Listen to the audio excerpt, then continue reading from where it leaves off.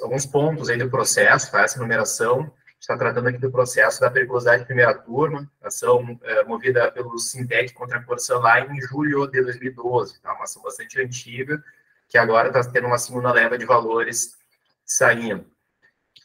Desse processo, gente, vamos fazer alguns alinhamentos, né? Eu sei que tem alguns que estão um pouco mais informados que os demais, às vezes surgem algumas informações que são repassadas entre colegas, enfim, que chegam ao ouvido de vocês, e a ideia aqui é que passe as informações bem objetivas, bem concretas, para que fique todo mundo esclarecido sobre os andamentos antigos, atuais e futuros, tá? Então, vamos lá, vamos passar aqui por alguns alinhamentos, né? Como eu falei, a gente está falando da primeira ação da periculosidade, né? A gente já emitiu um comunicado mais recente, eu vi também alguns grupos do pessoal falando que só existe essa ação da primeira turma, não existe segunda, mas existe sim, tá, gente? Eu trago aqui a ação da segunda turma, uma ação mais recente, movida em 2019, não vamos falar dela hoje, só trago aqui para deixar bem claro para vocês e aos colegas que também têm contato, né, que existe essa ação que está pendente de julgamento de recurso lá em Brasília, tá? Não tem valores, não tem nada, mas só para deixar bem claro que tem duas ações, vamos falar aqui só da que interessa aos senhores, que é da primeira ação lá em 2012, certo? Essa ação é para uma listagem fechada de empregados, então, muito provavelmente, todos que estão aqui presentes fazem parte, já receberam valores lá em 2018, 2019, então, uma listagem específica que foi apresentada lá no legislamento de 2012, e trago aqui também, mesmo que as foram praticados também quando a liberação de valores, tá? Mas uma pergunta bem corriqueira sobre honorários, né? Trago aqui para quem é sócio, quem não sócio, né? Valores de honorários advocatícios, né? Não é sucumbencial, né? Esse do contrato, mas contador não sustenta, tá? Nada diferente daquilo que os senhores já viram naquele primeiro pagamento, tá? Sobre o primeiro pagamento, né? Só para relembrar um pouco, né? Já faz algum tempo que isso aconteceu. Processo, depois daquela discussão se era ou não devido a diferença da base, né? Do adicional de periculosidade, houve lá em novembro de 2018 até novembro de 2019 pagamento do valor em controvérsia apontado pela Corsã, ou seja, um acordo parcial feito no processo, pagamento em 12 prestações, de um valor que a própria Corsã dizia, olha, devo X para fulano, Y para Beltrano, né? Não houve uma concordância contra valores por parte do Sintec, né? Foi só uma liberação parcial daquilo que a entidade entendia como correto, entidade Corsã, tá? Então, houve na época, ainda tem muitos questionamentos sobre isso, porque que colegas com o mesmo tempo de casa, mesmo salário, tudo teve diferença de pagamento lá atrás, e o que vai se refletir agora na frente, tá? Além disso, gente, nós entramos com o processo, como eu falei anteriormente, em 2012, a gente tem 2023, tá? Para quem ainda está na ativa, ou estava na ativa, lá em junho de 19 até dezembro de 20, até março de 21, houve um implemento administrativo. O que isso quer dizer? O que são as parcelas vincendas, né? Nós entramos com um processo em 12, busca 5 anos para trás, e todas as parcelas a partir do ajustamento da ação, elas também são devidas, né? Senão fica um cálculo infinito, né? Todo mês a empresa segue devendo ao funcionário aquilo que foi entendido como errado, né? Então, se faz uma implementação administrativa, se tem um corte, né? Dali para trás se deve valor, dali para frente o funcionário começa a receber de forma correta, né? Então, aqui no processo eu trouxe os marcos para vocês, uma comprovação primeiro em junho de 19, depois alguns apontamentos que nós fizemos ao final de 20 sobre parcelas que não estavam incluídas, até que temos uma base de março de 21 que a empresa corrigiu. Obviamente, para o funcionário que saiu em 18, que saiu em 16, né? Não tem vincenas a partir do momento que saiu, né? Obviamente, até o final do contrato dele, tá? Mas isso é importante trazer, porque alguns ainda questionam, pô, mas estão me pagando certo? Acho que está errado, não está errado. Né? Então, assim, no processo, comprovaram que está correto. Caso haja alguma alteração ou alguma questão específica, né, dos contra-cheques que os senhores nos tragam para que a gente analise, né? Mas a tendência é que esteja tudo correto a partir dessas datas que a gente trouxe aqui, tá? Seguindo aí, gente. Recapitulando, teve um pagamento parcial 18 a 19. A partir disso, após os pagamentos dessas parcelas, né, o processo seguiu, né, foi pago, como eu falei, aquele valor que a própria Corsã dizia que que devia, né, não discutia mais, um controverso contado pela empresa, e a partir disso a gente seguiu discutindo aquilo que nós entendíamos como correto, né, da mesma forma que a Corsã apresentou os seus cálculos, tá? Então, aqui eu trouxe um balanço, né, resumidamente foram 3 cálculos nossos após aqueles pagamentos do acordo parcial. Um primeiro em junho de 22, né, lado seguinte, o juiz manda a gente corrigir um pedaço do cálculo, nós atendemos o comando em setembro e ressalvamos, dizendo que, mesmo que a gente estivesse atendendo esse comando judicial, nós ainda entendemos que aquele cálculo primeiro, lá de 6 de 22, era o correto.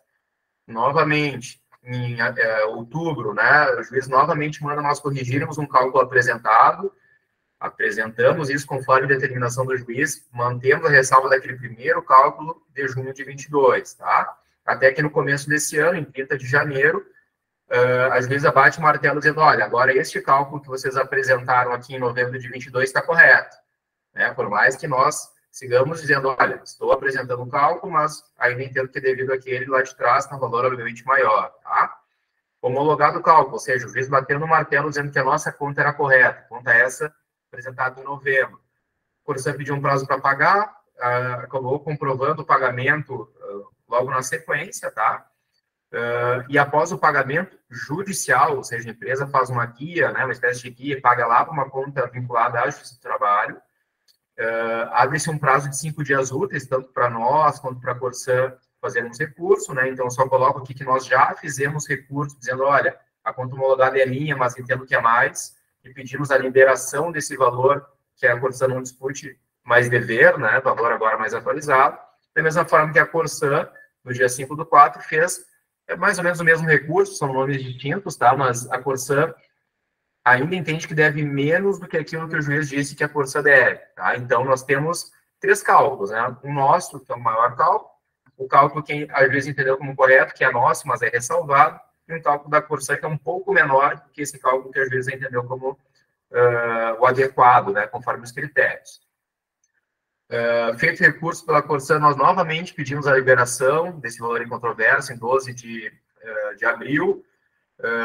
A juíza notifica a Corsã, né, para falar sobre o nosso pedido.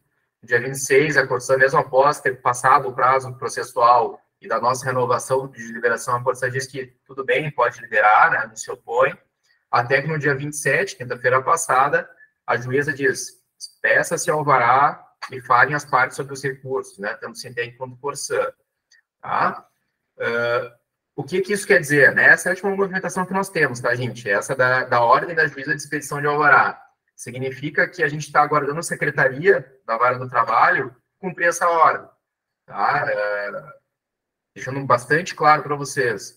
Foi feito um pagamento da empresa numa conta judicial. Esse valor ainda não está na conta do escritório. É óbvio que para nós, quanto mais rápido isso ocorra, é melhor para nós e para os senhores. Então, podem ter certeza que a gente está fazendo tudo que nosso alcance para que isso seja agilizado. Nós constantemente ligamos para a Secretaria da Vara para que isso ande, mas ainda não aconteceu, tá? Verifiquei o processo agora antes de entrar na reunião, ainda não tem a movimentação. Os senhores vão poder acompanhar isso no processo, quem tem acompanhamento pela numeração, que vai aparecer alvará expedido, alvará disponibilizado, e a partir dessa data, provavelmente já vai ter sido creditado na conta do escritório, tá? Mas, em resumo, estamos aguardando esse dinheiro entrar na conta do escritório. A partir deste momento que entrar o valor na conta do escritório, o que eu estimo para os senhores aconteça essa semana, no mais tardar semana que vem, né? Repito, quanto antes para nós também é interessante, tanto quanto para os senhores. Após o creditamento dos valores na conta do escritório, nós vamos encaminhar isso para o nosso contador para que ele faça a proporcionalização do valor homologado. O que isso quer dizer, né? Nós apresentamos uma conta que é um pouco maior do que aquilo que a empresa diz que deve. Então, nem todo o valor depositado vai ser liberado agora. Por isso, tem que ser encaminhado para o perito. Vai ter um valor global, só que são todas contas essas individualizadas que formam o quantitativo total. E o nosso perito precisa individualizar isso para, posteriormente, e peço para os senhores, quem ainda não fez, atualize os seus dados bancários, por mais que tenham recebido lá em 18, 19, a gente só vai transferir depois que confirmarem as contas, para não dar nenhum problema de conta que está em varga, conta que mudou, enfim, né, peço que quem não fez ainda faça e avise os colegas, mas após isso a gente conseguir fazer um repasse, né, para essas contas que forem confirmadas para os senhores através dos nossos canais oficiais, e a partir disso a gente fazia a prestação de contas, tá? Ou seja, a gente trazia o comprovante, quando entrou, por que entrou, quanto saiu, apresentar recibo, nota fiscal e tudo mais, tá? Esse pagamento, né, deve acontecer mais ou menos uma semana depois, talvez uns 10 dias depois. A gente mandou um comunicado já com as expectativas de data, então os senhores têm ciência, né, de quanto tempo isso leva, desde acredito que no começo do mês, ou no meio do mês passado.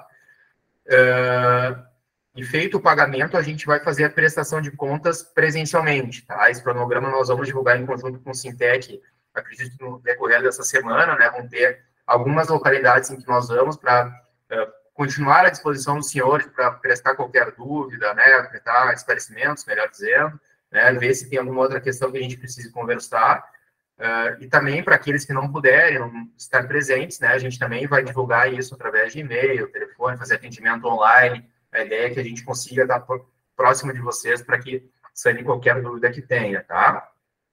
Então, feito o pagamento, o processo segue, né, da mesma forma que aconteceu lá em 18 e 19, saiu um pedaço de valor, agora está sendo outro pedaço de valor. Nós seguimos discutindo e entendemos que a empresa ainda deve mais quantia aos senhores, né? Então, isso deve se estender até o final do ano, esses recursos que foram feitos, como sinalizei anteriormente. Isso deve correr até o final do ano, imagino eu, né? Até ter ou não liberação de outros valores. A gente vai ter uma disputa jurídica que vai seguir, né? Ela é longa, já faz mais de 10 anos que esse processo está correndo, a gente vai ter que aguardar um pouco mais para ter uma definição efetiva, né, de qual o valor total que vai para a conta dos senhores ou não, tá? Então, a gente vai ter que aguardar essa discussão para ter o trânsito em julgado e ver se terá mais valores após essa etapa que a gente falou agora há pouco, tá? Entrando mais em relação a valores, tá? Eu trouxe aqui algumas observações bem importantes, tá? Que é uma questão um pouco técnica, talvez alguns dos senhores já tenham visto isso na justiça, né, ou em algum noticiário que foi amplamente divulgado, tá? Mas o que é importante eu trazer aqui? Aquele acordo parcial, que foram os valores de 18 e 19, foi aplicado um entendimento de juros e correção monetária que era o vigente da época, né? Então, havia uma correção monetária, né, só para deixar bem claro, né, aquela atualização da moeda, aquele R$1 de 10 anos atrás não é o mesmo real de hoje, né, tem inflação, né, então, por isso, corrige a moeda. E, além disso, existe os juros, né? Ou seja, quanto mais demora para se pagar uma dívida ou algo que está reconhecido judicialmente, mais caro fica para o devedor, tá? Então, lá naquela época, a gente tinha um entendimento, né, que era a aplicação de IPCA mais juros esses de 1% ao mês, só que em dezembro de 20, ou seja, logo após o pagamento daquele acordo parcial, lá em Brasília, nos tribunais do STF, julgou essa matéria de correção monetária na seara trabalhista, né, e entendeu que é aplicável a chamada Selic, tá? A Selic, eu já trago aí nos slides posteriores, ela tem a peculiaridade de já englobar juros e correção, tá? Então, tem períodos do ano, né, dos anos anteriores em que a Selic foi alta, foi baixa, como qualquer índice aí, né, que a gente tem dentro desses disponíveis. Mas a verdade é que isso diminuiu o valor total dos processos trabalhistas como um todo, tá? Então, eu só trago aqui, né, não vou ler, obviamente, né, mas só trago aqui a decisão, né, que foi lá de dezembro de 2020, né, ela basicamente modulou os efeitos, né, para processos que já tinham saída de valores, tem um entendimento, para aqueles que estão em tramitação, são outros. Eu trouxe ali anteriormente o resumo, né, para que todos tenham ciência, que trago aqui uma evolução da taxa Selic, né, retirada do site do governo, né, com os índices oficiais de 2013 até 2023, no mês de abril, tá? Então, como vocês podem ver, 2022 teve uma Selic alta, teve anos em que a Selic foi mais baixa, para vocês terem uma ideia da variação, tá? O que isso importa para vocês, tá? Por que eu estou falando disso aí quase 8 horas da noite, né?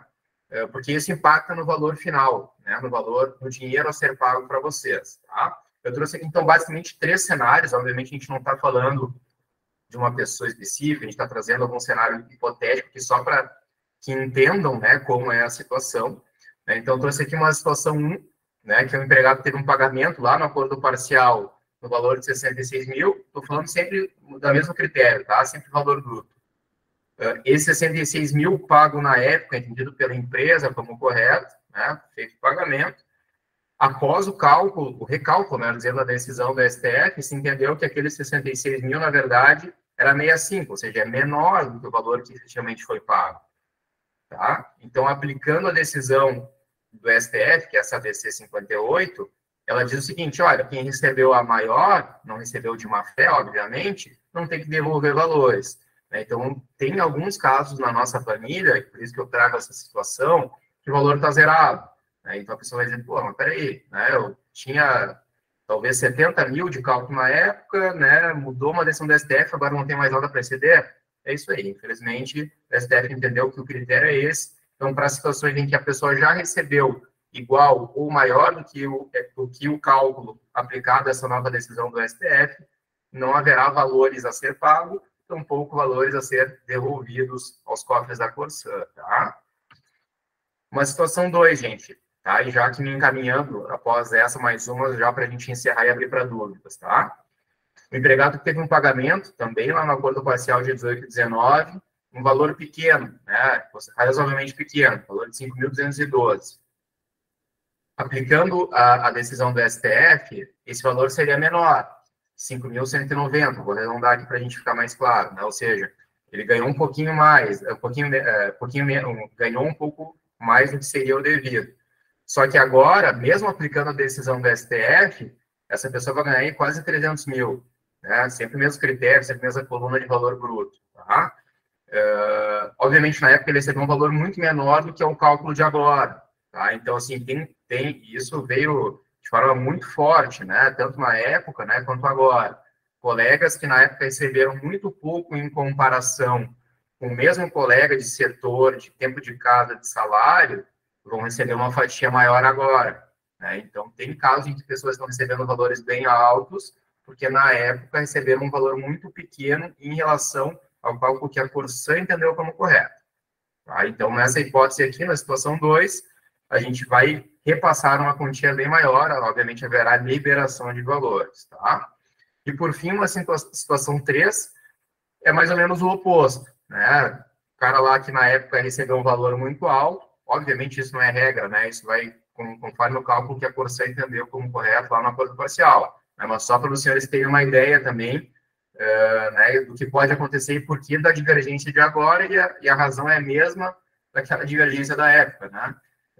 O bolo final é um só, né? O cálculo homologado. Se recebeu a maior parte lá, vai receber a menor agora, e o oposto também é verdadeiro, né? Enfim, né, um valor maior, o recálculo apresenta um valor menor, então a gente tem no processo ali várias planilhas, tá? Com esses cálculos do parcial, do atualizado, do saldo. É um processo um pouco mais complexo nesse ponto. E nessa situação 3 aqui, o empregado ou a empregada, né, que a gente está colocando de forma hipotética, vai receber um bruto bem menor do que o da época, mas um valor aí considerável, né? Então, obviamente, haverá liberação, tá batendo aquilo que foi pago em 18, 19 de forma parcelada, tá? Gente, resumidamente é isso. Aqui tem nossos contatos, né, do escritório, meu contato, nosso endereço, fica mesmo prédio do Sintec, eles conhecem muito bem.